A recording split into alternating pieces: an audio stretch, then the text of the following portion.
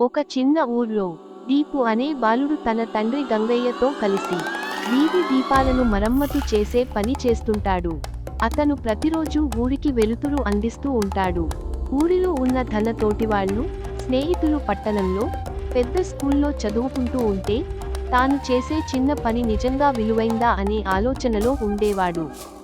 ఒక రోజు రాత్రి వీధి దీపాలను సరిచేస్తూ ఉండగా ఓ చిన్న బాబు చీకట్లో ఏడుస్తూ కనిపిస్తాడు. అతను పొరుగు ఊర్లో నుంచి వచ్చి తన తండ్రిని వెతుకుతూ దారి తప్పిపోయిన బాబు.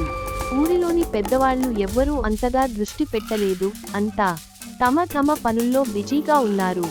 దీపు వెంటనే తన చిన్న లాంతర్న్ వెలిగించి ఆ బాబుని ఊరంతా తండ్రిని వెతకడానికి తీసుకెళ్తాడు. చివరికి బజార్ ప్రాంతంలో ఆ బాబు వాళ్ళ నాన్న కనిపిస్తాడు. తండ్రిని చూసిన ఆ బాబు ఆనందంతో పరుగెత్తి వెళ్లి వాళ్ళ నాన్నని హత్తుకున్నాడు. ఆ దృశ్యాన్ని చూసిన వారంతా ఆశ్చర్యపోయి దీపును ప్రశంసించటం మొదలు పెడతారు. మరుసటి రోజు ఊరివాళ్లు దీపును అభినందిస్తారు. నీ చిన్న లాంతరు ఒక కుటుంబాన్ని మళ్లీ కలిపింది అని చెబుతారు.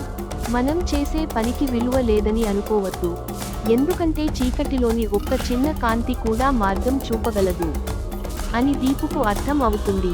ఈ కథలోని సారాంశం, ఎంత చిన్న సహాయమైనా విలువైనదే, కాబట్టి మనం చేసే ప్రతి మంచి పని విలువైనదే అని భావించాలి.